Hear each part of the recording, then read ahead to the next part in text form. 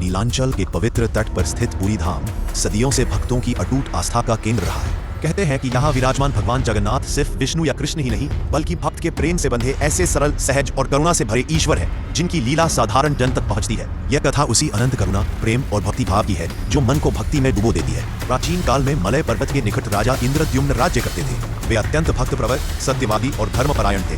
उनका हृदय सदा भगवान विष्णु की भक्ति में निमग्न रहता था। एक दिन उन्हें विद्वान महर्षि विद्यापति से ज्ञात हुआ कि पृथ्वी पर कहीं नीलमाधव नाम के विष्णु स्वयं एक अद्भुत रूप में विद्यमान है और उनके दर्शन मात्र से ही मोक्ष की प्राप्ति होती है।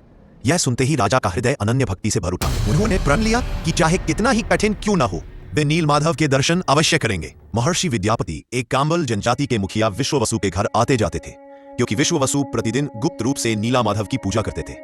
विश्ववसु नीलामाधव की प्रतिमा की रक्षा के लिए अत्यंत सावधान रहते और किसी अन्य को वहां ले जाने को तैयार नहीं थे। विद्यापति ने बहुत विनती की, बार बार आग्रह किया, तब कहीं जाकर विश्ववसु ने शर्त रखी, मैं तुम्हें ले तो जाऊंगा पर तुम्हारी आंखों पर पट्टी बंदी होगी। विद्यापति ने इसे स्वीकार कर लिया, लेकिन भक्त का हृदय ईश्वर के संकेत को कभी अनदेखा नहीं करता।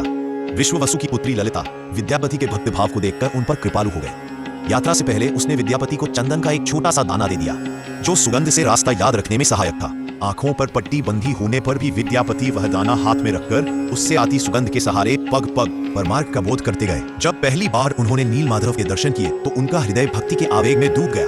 भगवान स्वयं मानो दिव्य प्रकाश से दीप्त थे। उस दिव्य मूर्ति को देखकर विद्यापति की आंखों से आंसू बहने लगे। उन्हें अनुभव हुआ कि जैसे स्वयं श्री कृष्ण उनकी ओर मुस्कुरा रहे हो। दर्शन कर वापस आते ही उन्होंने राजा इंद्रद्युम्न को सारी कथा सुनाई।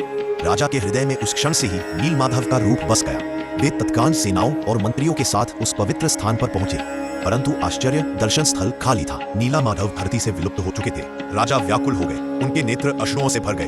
उन्होंने वहीं एक मंडप बनवाकर उपवास किया और भगवान से प्रार्थना की, हे प्रभु, यदि आप वास्तव में मुझ पर प्रसन्न हैं तो कृपया दर्शन दीजिए। उसी रात उन्हें एक दिव्य स्वप्न हुआ। भगवान ने कहा, राजन, शोक मत करो, अब मैं नीलमाधव रूप में नहीं बल्कि एक नए दिव्य स्वरूप में तुम्हारे राज्य में प्रकट होऊंगा। तुम समुद्र के तट पर जाओ, वहां मेरी लकड़ी दिव्य दारू ब्रह्म स्वयं तुम्हें प्राप्त होगी। उसी से मेरी बलभद्र और सुभद्रा की मूर्तियां तैयार होंगी। अगले ही दिन राजा समुद्र तट पर पहुंचे। समुद्र की लहरें शांत हो गईं। किनारे पर एक दिव्य वृक्ष का भारी भरकम तना मिला, जिसकी सुगंध असाधारण थी। सब समझ गए कि ये वही दारू ब्रह्म है जिसका उल्लेख भगवान ने किया था। राजा ने उसे बड़े आदर से लाकर अपने महल में स्थापित किया और मूर्ति निर्माण के लिए श्रेष्ठ शिल्पियों को बुलाया, परंतु कोई भी उस दिव्य लकड़ी पर छेनी नहीं चला पा रहा था। मानो लकड़ी स्वयं उनसे कह रही हो, यह कार्य तुम्हारा नहीं है। इसी समय एक दिव्य वृद्ध पुरुष आए। उनकी आंखें तेजस्वी थी और मुखमंडल पर अद्भुत शांति थी। उन्होंने स्वयं को विश्वकर्मा बताया और कहा कि जन, यदि आप मुझे एकांत, पूर्ण मौन और बिना किसी बाधा के 21 दिनों तक कार्य करने दें तो मैं भगवान की मूर्तियां पूर्ण कर दूंगा। यदि आप इस अवधि में मुझे देखने आए तो मैं तुरंत अदृश्य हो जाऊंगा और अधूरी मूर्तियां ही रह जाएंगी। राजा ने श्रद्धा से यह शर्त स्वीकार कर ली। मूर्ति निर्माण आरंभ हुआ। बाहर से केवल हल्की हल्की आवाजें आती। दिन बीतते गए, लेकिन जैसे ही 15वां दिन आया, आवाजें बंद हो गईं। रानी गुंदिचा देवी चिंतित हो उठी, शायद उस वृद्ध शिल्पी को कुछ हो गया हो। राजन, कृपया द्वार खोलकर उनका हाल जानिए। राजा जानते थे कि वचन का पालन अत्यंत आवश्यक है, परंतु एक भक्त का हृदय करुणा से भी भरा होता है। अंततः उन्होंने द्वार खोल दिया। जैसे ही द्वार खुले, अंदर कोई नहीं था। विश्वकर्मा लीन हो चुके थे और मूर्तियां जैसी अधूरी थीं वैसी ही रह गई। राजा दुखी हो गए। उन्हें लगा कि उन्होंने भगवान की आज्ञा का उल्लंघन किया है। लेकिन तभी आकाश से आवाज आई, राजन, उदास न हो, यही मेरा परम स्वरूप है।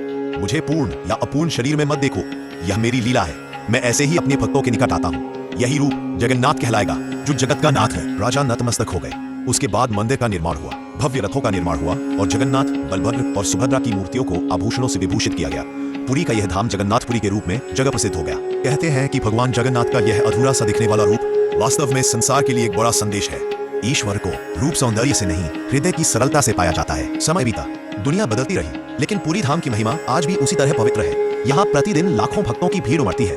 हर कोई यही अनुभव करता है कि जगन्नाथ जी किसी राजा की तरह नहीं, बल्कि एक ऐसे परिवार सदस्य की तरह विराजते हैं जिनके पास जाने के लिए किसी पुरोहित की जरूरत नहीं। यह भी मान्यता है कि भगवान जगन्नाथ जी भक्तों की हर पुकार को सुनते हैं। उनकी रथ यात्रा में जब वे रथ पर विराज कर नगर की गलियों में निकलते हैं, अब ऐसा लगता है जैसे स्वयं भगवान घर घर आने का आशीर्वाद दे रहे हों।